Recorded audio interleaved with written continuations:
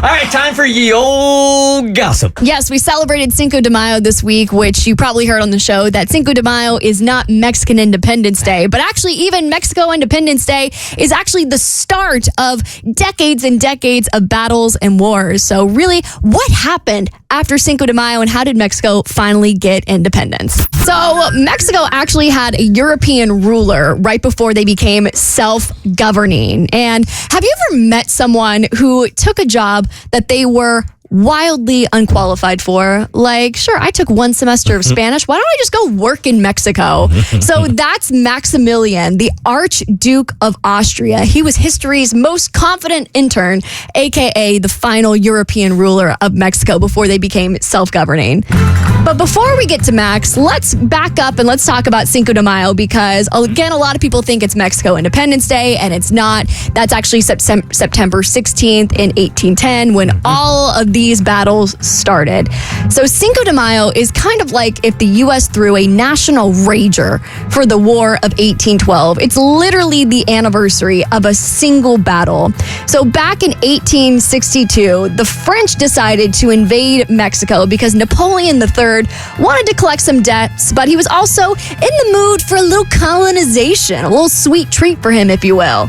So the French march in, and they're already so full of themselves. They are ready to steamroll through Mexico, and they reach the town of Puebla. And on May 5th, the Mexican army, very much outnumbered, pull off an absolute underdog win. So Cinco de Mayo is that victory. It's not about tequila, it's not about tacos. It is about Mexico telling France, not today, baguette boy. So here's the thing. That victory didn't end at the war. France came back like a bad rash and retook control of Mexico City, which brings us to Maximilian. So Napoleon III decides, ruling Mexico seems like a lot of work, so why don't we get a bored royal who's got nothing to do to handle this? So he calls up our man Maximilian, who's an Austrian royal with the energy of that substitute teacher character you see in movies about inner city kids who just wants to make a difference.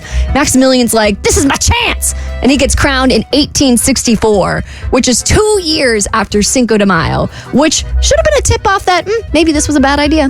It's kind of like finding out that job you applied for laid off half their team a few years prior, but you think things will be different this time for you. Maximilian is out here giving speeches. He's growing a beard. He's making laws. And to be fair, he's got some good ideas. Like, he got rid of child labor. That's good. He supported land reform, even backed indigenous rights. But the problem is, no one asked for him to be there. It's kind of like crashing someone's house party and then reorganizing their fridge. Like, I brought buffalo chicken dip. Also, I'm your new dad now. Meanwhile, Benito Juarez, the actual president of Mexico, is kind of mad about this whole not being in power thing. So the U.S. now actually has some free time on its hands because it just wrapped up this little thing called the Civil War and is like, colonialism is only cool when we do it, and decides to start helping out El Presidente Juarez. So France, they start panicking because the U.S., kind of a big deal, and they're like, let's blow this popsicle stand, aka let's get out of Mexico. And Maximilian is like, hey guys, what happened to everyone? Where is everyone? I thought we were in this together. So he decides to stay and make it work. And in 1867, Juarez's forces capture him. They give him a trial, which is a very considerate thing to do, considering the whole colonizing thing. And then they execute him, because that's what happens when you swoop in and declare yourself head honcho. You don't get a severance package, you get a firing squad. So long story short, Mexico's fight to be self-governing didn't end at Cinco de Mayo or even Mexican Independence Day. It had to defeat the final boss of being an overconfident white man who thought he deserved to be in power because, he could be. And the moral of the story here is colonialism bad, margarita's good. Amen to that. Amen to that. Amen to that. The Bert Show.